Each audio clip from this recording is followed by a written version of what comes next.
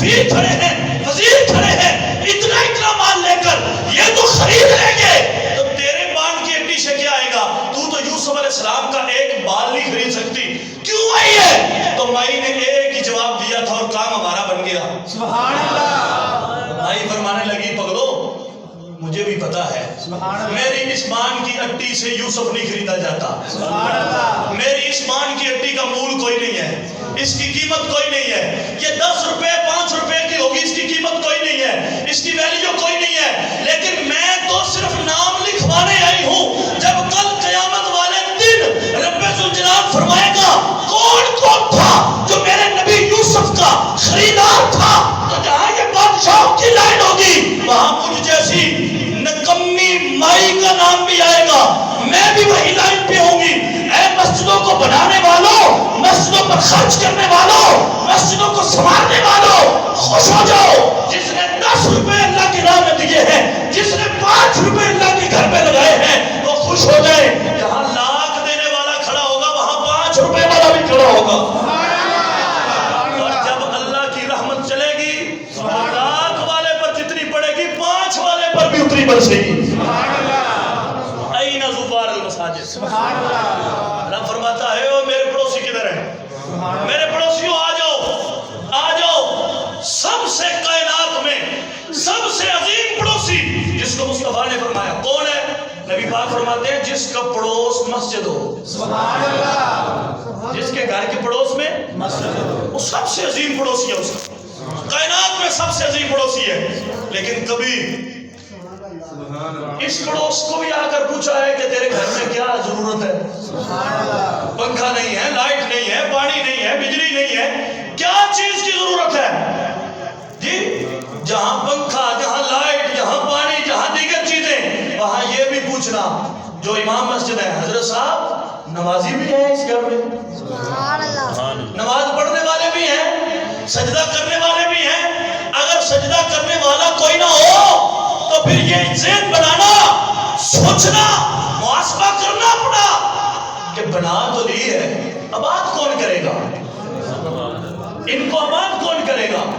تو نبی پاک صلی اللہ علیہ وسلم نے جو ہمیں تعلیمی امت ارشاد فرمائی ہے وہ یہ ہے جہاں ہم دیگر ازواج کا, دیگر لوگوں کا, دیگر برادریوں کا, دیگر اپنے پڑوس کا ہم خیال کرتے ہیں وہاں ہم نے اللہ کے گھر کا بھی خیال کرنا ہے. کیوں؟ قیامت والے دن اس گھر کو آباد کرنے والوں کو رب کی طرف سے ندا آ جائے گی تم علیحدہ ہو جاؤ, علیحدہ ہو جاؤ, علیحدہ ہو جاؤ. مانا کیوں؟ فرمایا کائنات میں رہ کر انہوں نے میرے گھر کی دیکھ بھال کی ہے, آج میں انہیں رحمت فرما کر جنت عطا فرما رہا ہوں. اس کو اور جو اس کو بات کرتا ہے نا اس کے گھروں کی فکر پھر اس کو نہیں رہتی, اس کی ذمہ داری پھر رب ذوالجلال کی ذات پر آ جاتی ہے. جی ایک باہر کے پڑوسی جو میں نے چند ان کے حقوق آپ کے سامنے عرض کیے ہیں. ایک تو وہ بھوکا نہ ہو. دوسرا نبی پاک صلی اللہ تعالی علیہ وسلم کیا فرماتے ہیں؟ فرمایا جب تم اپنے گھر کی دیوار اونچی کرنے لگو تو پڑوسی سے پوچھو, پڑوسی سے پوچھو, پڑوسی سے پوچھو. اب میرے کو 2 لاکھ آ گیا, میں کوٹھا اونچا کر لیا اور پڑوس والا بیچارہ نیچے ہو گیا. حضور نے فرمایا یہ میرے دین نہیں ہے, میرا یہ میرے دین کی تعلیمات نہیں ہے. یا رسول اللہ آپ کے دین کی کیا تعلیمات ہے؟ فرمایا اس سے پوچھ, اگر وہ رضامند ہو اجازت دے پھر بنانا. حضور میں نے اپنے گھر میں بنانا ہے, میں نے اپنے احاطے میں بنانا ہے, میرا پلاٹ ہے, میں جہاں مرضی جو مرضی کروں. فرمایا نا طبیعت سامنے نہیں رکھنی, محمد کی شریعت سامنے رکھنی ہے. حضور ہوگا کیا؟ دیوار اونچی کرتا ہوں, 2 بلڈنگیں بنا لیتا ہوں, کیا ہوگا؟ مصطفیٰ کریم فرماتے ہیں اس کے گھر کی طرف جانے والی ہوا رک جائے گی, جو اس کا حق ہے. ہوا رک جائے گی, اور اگر اس کی ہوا رک گئی تو کیا ہوگا؟ فرمایا تیرے اعمال اللہ کی بارگاہ میں قبول نہیں ہوں گے. پہلے اس کو راضی کر, پہلے نبی پاک فرماتے ہیں گھر میں اپنے بچوں کے لیے فروٹ لاؤ نا, چیزیں لاؤ. پریشان تو نہیں ہے؟ ٹائم دیکھ رہے ہیں کچھ بندے, میں تو ویسے جلدی مکا رہے ہوں. یہ آخری بات عرض کرتا ہوں. حضور فرماتے ہیں جب تم اپنے بچوں کے لیے فروٹ لاؤ کھانے کی چیزیں لاؤ، گوشت لاؤ، تو کیا کرو؟ چھپا کے لاؤ، سبحان اللہ، چھپا کے، لکا کے لاؤ، چھپا کے لاؤ، اندھیرے میں لاؤ۔ یا رسول اللہ اپنے بچوں کے لیے لے کے جانا ہے۔ آپ فرماتے ہیں جو رزق حلال کمائے، نیک کام کرے، جائز کام کرے، اچھا کام کرے، پھر اس سے اجرت لے، کمائے، حلال رزق لا کر اپنے بچوں کے حلق میں نوالا اتارے، تو صدقے سے بڑھ کر ثواب اللہ اس کے عطا فرماتا ہے۔ حضور میں حلال لا رہا ہوں، اپنے بچوں کو کھلانا ہے، یا رسول اللہ یہ بھی مصطفیٰ فرماتے ہیں چھپا کے لانا۔ کیوں؟ تیری گلی میں کوئی یتیم ہوگا، تیری گلی میں کسی بیوہ کا بچہ ہوگا، تیری گلی میں کسی ندار اور مفلس اور غریب کا بچہ ہوگا۔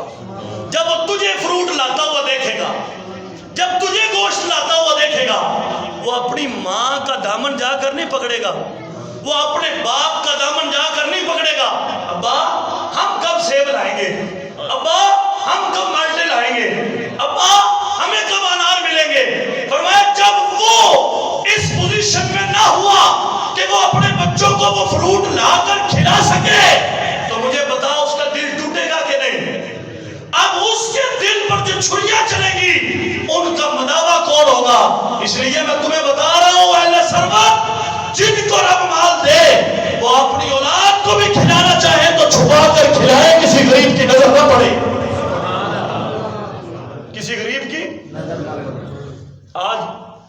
آج تو خیر ٹرینڈ ہی اور چل گیا، بازاروں میں کھانا، بازاروں میں پھر کے اس کو تو حرام قرار دیا گیا۔ ممانعت ہے اس کی۔ مفتی احمد یار خان نعیمی رحمۃ اللہ تعالی علیہ نے فرمایا بازار میں کھانا جائز نہیں ہے۔ حضرت کیوں جائز نہیں ہے؟ فرمایا کوئی غریب گزر گیا، وہ آپ کی عیاشی کو دیکھ کر وہ کیا کہے گا؟ وہ اللہ سے شکوے کرے گا، مالک میں بھی تو انسان تھا، پیدا تو نے کیا ہے، مال تو نے دیا ہے، میری کیا غلطی ہے، مجھے کیوں نہیں دیا؟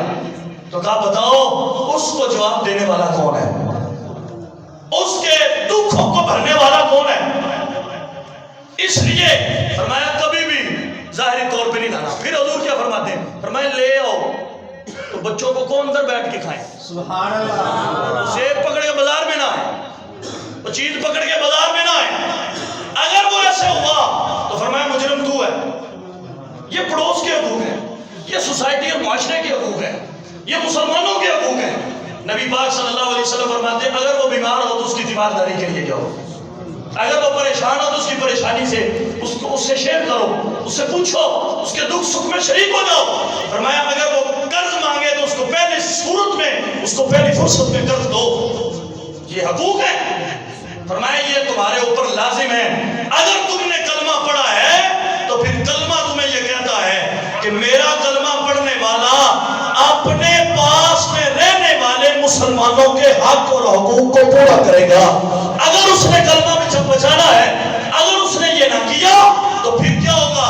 مصطفیٰ فرماتے ہیں پھر صبح اٹھے گا تو ایمان کی چاشنی نہیں ہوگی، ایمان کی مٹھاس نہیں ہوگی، کلمہ دامن میں نہیں ہوگا۔ کلمہ بچانا ہے تو پھر مصطفیٰ نے جو بتایا ہے اس قانون پر عمل پیرا ہونا پڑے گا۔ رب ذوالجلال کی بارگاہ میں دعا ہے کہ خلاق عالم ہم سب کو حضور کی شریعت پر، حضور کے اسوہ حسنہ پر، حضور کی تعلیمات پر عمل پیرا ہو کر زندگی بسر کرنے کی توفیق سعید عطا فرمائے۔ مسجد کو بھی آباد کرے، اس کے دیگر ضروریات، اس کے لوازمات، اس کے جو بھی ہیں وہ ہم نے ہی کرنے ہیں، ہم ہی لوگ ہیں جو کرنے والے ہیں، تو وہ اگر ہم نہیں کریں گے تو ہم سے پرسش ہوگی، قبر میں بھی حشر میں بھی۔